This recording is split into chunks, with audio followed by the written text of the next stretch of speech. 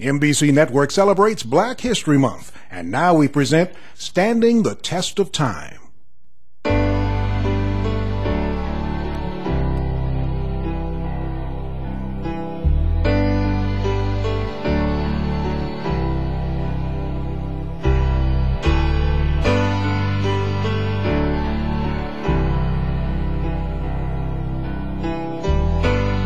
Hello, I'm Julie Rainbow. For Black History Month, NBC celebrates the family. This time, we're taking a look at love and marriage. Research indicates that African American marriages are 3 times more likely to end in divorce than other marriages in this country. I'm one of those who, although I tried, just couldn't make my marriage work. I set out to find answers to everlasting love. I knew it existed, so I thought, who better to ask than our elders, those who have been married for 30 years or more.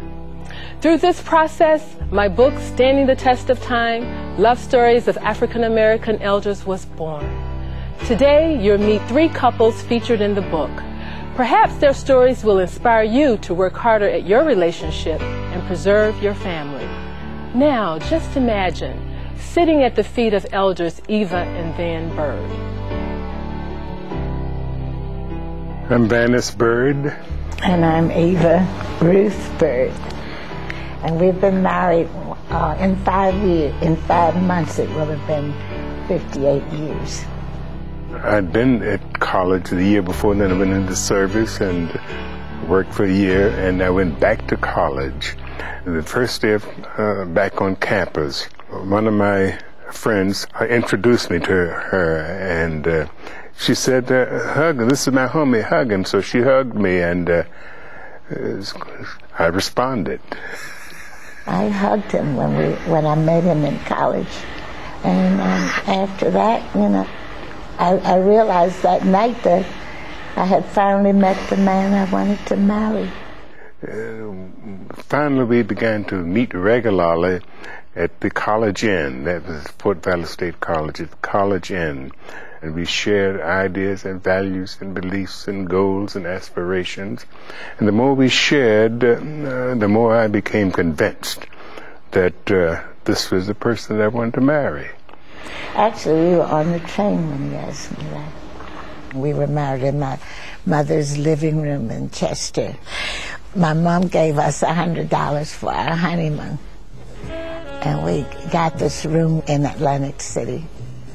And it was right after a hurricane had really devastated Atlantic City.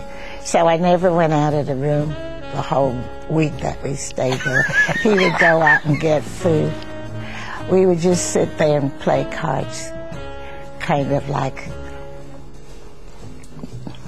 Between passing cherries? Not just. That's the honeymoon. It was beautiful.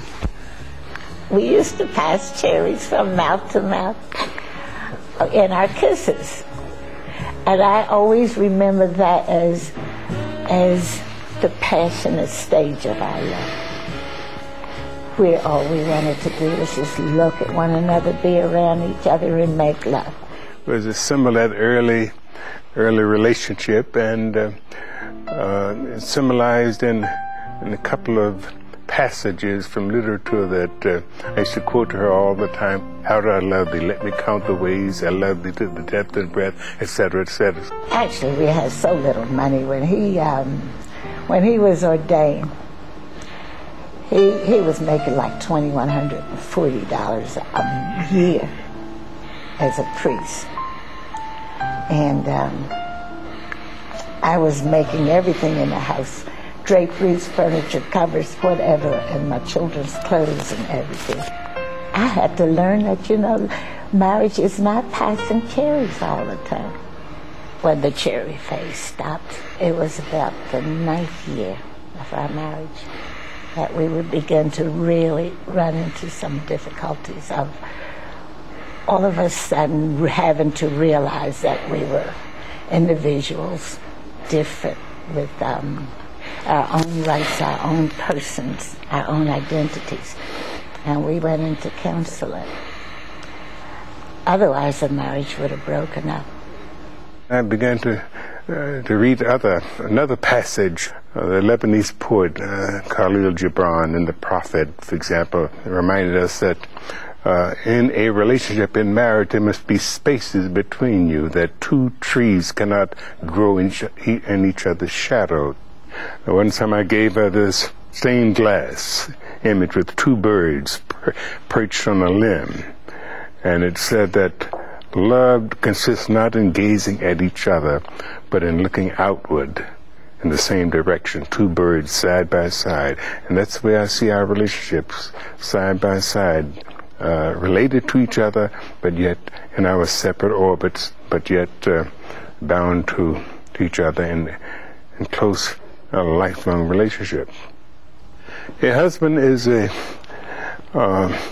person who has a responsibility, an obligation to provide not just food, shelter, clothing, and other necessities of life, but to be a protector, symbol of relationships.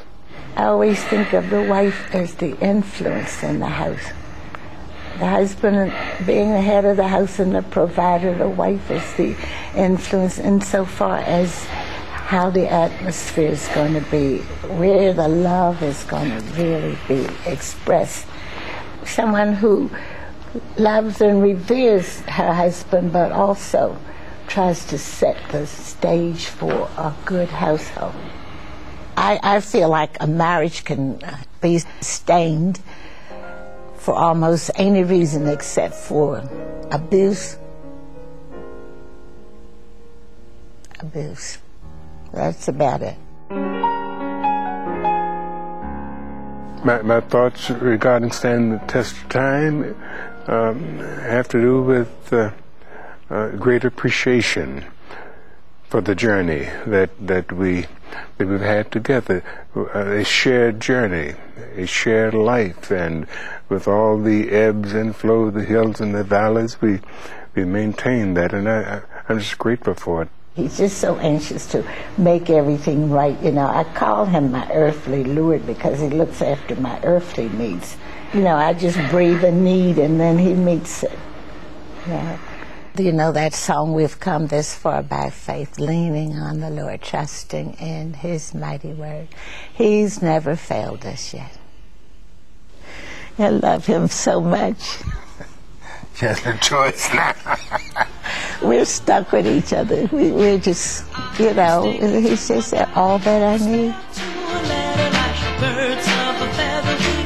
Stick together, I'm telling you from the start, I can't be torn apart.